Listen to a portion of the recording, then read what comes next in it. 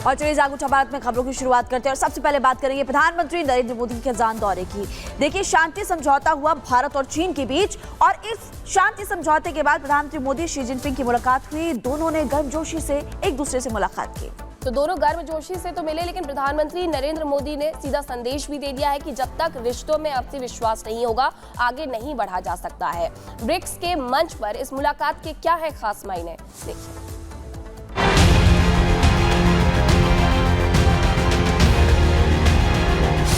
5 साल बाद मोदी जिनपिंग की सीधी बात। 50 मिनट तक मुलाकात, क्या हुई बात? क्या फिर दोस्त बनेंगे भारत और चीन? नवंबर 2019 की वो तारीख थी, ब्राजील वो जगह थी जब प्रधानमंत्री नरेंद्र मोदी और शी जिनपिंग की मुलाकात हुई थी। और ठीक उसके 5 साल बाद रूस के कजान में दोनों नेताओं के बीच द्विपक्षीय बैठक हुई, जो कई मायनों में खास थी। बैठक में कई अहम मुद्दों पर चर्चा हुई, जिसमें खास तौर पर बॉर्डर पर शांति बनाए रखने की बात रही। शी जिनपिंग से मुलाकात के बाद पीएम मोदी ने कहा कि हमारी मुलाकात 5 साल बाद हो रही है।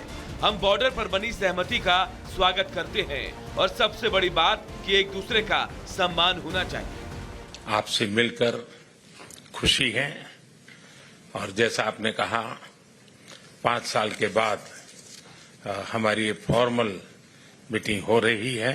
सीमा पार पिछले 4 वर्षों में उत्पन्न हुए मुद्दों पर बनी सहमति का हम स्वागत करते हैं। सीमा पर शांति और स्थिरता बनाए रखना हमारी प्राथमिकता रहनी चाहिए। तो वहीं दूसरी तरफ चीन के राष्ट्रपति शी जिनपिंग ने कहा, दोनों पक्षों के लिए ज्यादा से ज्यादा संवाद और सहयोग करना, अपने मतभेदों और असहमतियों को उचित रूप से संभालना और एक दूसरे के विकास आकांक्षाओं को पूरा करने में सहायता करना महत्वपूर्ण है। साथ ही जिनपिंग ने कहा, दोनों पक्षों के लिए ये भी महत्वपूर्ण है कि वो अपनी अंतर्राष्ट्रीय जिम्मेदारियों को निभाएं, विकासशील देशों की ताकत और एकता को बढ़ाने के लिए एक उदाहरण स्थापित करें और अंतर्राष्ट्रीय संबंधों और लोकतंत्र को बढ़ावा देने में योगदान दें। प्रधानमंत्री नरेंद्र मोदी का रूस दौरा और चीन के राष्ट्रपति शी जिनपिंग से मुलाकात के अपने मायने हैं, जिसको लेकर अब शायद सीमाओं पर शांति कायम रहने की उम्मीद जताई जा रही है। इससे पहले भारत और चीन के बीच पूर्वी लद्दाख के LAC पर पेट्रोलिंग को लेकर समझौते पर सहमति बनी थी और अब सीमा विवाद को सुलझाने के लिए दोनों देशों के विशेष प्रतिनिधि जल्द ही बैठक करेंगे। इसमें भारत की तरफ से NSA अजीत डोभाल और चीन की तरफ से विदेश मंत्री वांग यी होंगे। लेकिन ऐसे में सवाल ये है कि क्या फिर भारत और चीन दोस्त बनेंगे? और उससे भी बड़ा सवाल ये कि दोस्त चीन कितना भरोसेमंद साबित होगा। Bureau report, Republic Bharat.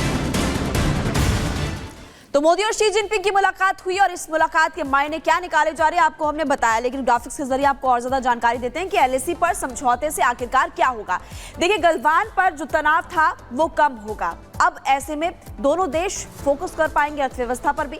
डेप्सोंग डिमचॉक विवाद था, इसको सुलझाने की शुरुआत अब होते हुए नजर आएगी। भारत और चीन रिश्तों पर भी सीमा विवाद का प्रभाव अब कम पड़ने वाला है और इससे फायदा क्या होगा अब आप ये भी जान लीजिए।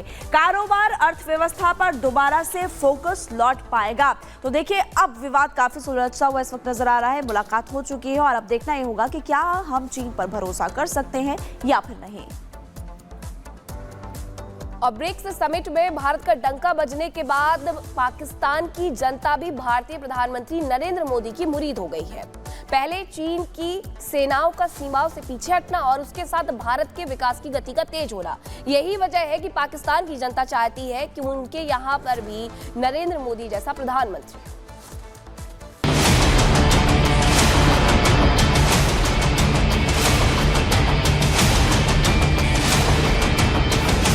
मोदी ग्लोबल लीडर है। नरेंद्र मोदी का पूरा अपने मुल्क के साथ इंटरेस्ट है, उधर ही उसका सारा फोकस है, वो इस वजह से रिस्पेक्ट कर रहे हैं।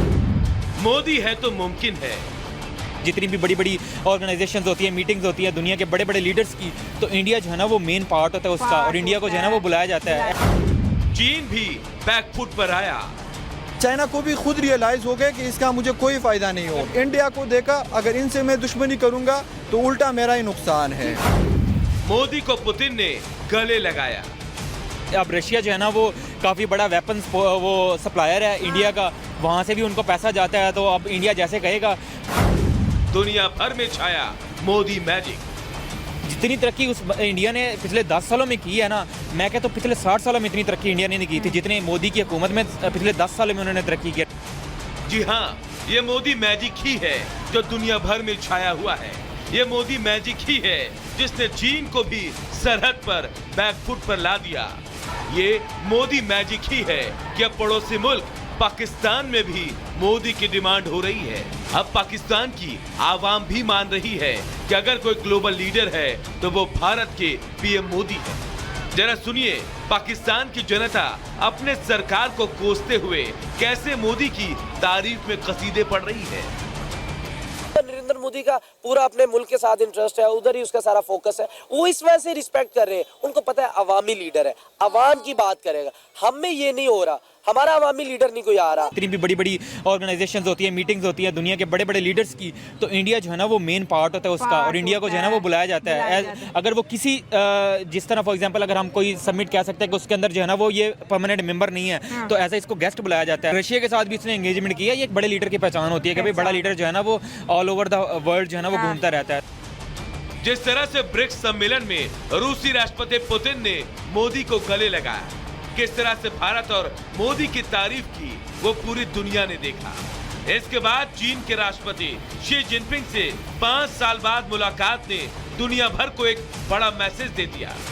सरहद पर चीनी सैनिकों के पीछे हटने को भी एक बड़ी जीत के तौर पर देखा जा रहा है। पाकिस्तान के आवाम की माने तो आज भारत को कोई नकार नहीं सकता और पाक ब्रिक्स का मेंबर तक नहीं बन पा रहा। चाइना को भी खुद रियलाइज हो गया कि इसका मुझे कोई फायदा नहीं हो। इंडिया को देखा, अगर इनसे मैं दुश्मनी करूंगा तो उल्टा मेरा ही नुकसान है। चाइना पीछे हटा है ना, तो मैं कहता हूँ इंडिया की जो है ना ये बहुत बड़ी अचीवमेंट है। इतना जितना क्रेडिट इंडिया को देना पड़ेगा ना उतना ही कम है। उसकी रीज़न ये है कि इंडिया जो है ना वो अब इकोनॉमिकली जो है ना वो अगर देखा जाए तो इकोनॉमी के हिसाब से वो बहुत ज़्यादा जो है ना वो उसने ग्रो किया है दुनिया के ऊपर। जब से वो मोदी की गवर्नमेंट आई है वहाँ पे पीएम मोदी का डंका पाकिस्तान में भी बज रहा। भले इन बयानों को सुनकर पाकिस्तान के शाहबाज सरकार के सीने में सांप लौट गया हो, लेकिन इस सच को कोई नकार नहीं सकता कि मोदी है तो मुमकिन है। तभी तो मोदी के लीडरशिप और विजन की तारीफ अब दुश्मन मुल्क के लोग भी धड़ल्ले से कर रहे हैं। Bureau report, Republic Bharat. Pakistan ने भी आधिकारिक तौर पर कहा है कि वो ब्रिक्स में शामिल होना चाहता है, जिसके लिए उसकी तरफ से अप्लाई भी किया गया था, लेकिन कोई भी पॉजिटिव रिस्पांस नहीं मिला है। पाकिस्तान की जनता क्यों मुरीद है भारत की और भारतीय प्रधानमंत्री की, वो आपको बताते हैं। ब्रिक्स में भारत का डंका बजा। आज भारत जिस भी वैश्विक मंच पर बोलता है, हर देश उससे सुनना चाहता है। रूस ने भारत का लोहा माना है। दोनों ही देशों के नेताओं ने जिस तरीके से गर्मजोशी से मुलाकात की थी वो सब जानते हैं। पुतिन ने मोदी को गले लगाया और ये आपसी संबंधों को दिखाता है। चीन को एलएसी पर बैकफुट पर आना पड़ा और उसके बाद ही ब्रिक्स के मंच पर बातचीत हुई है। शी जिनपिंग ने दोस्ती का हाथ बढ़ाया जब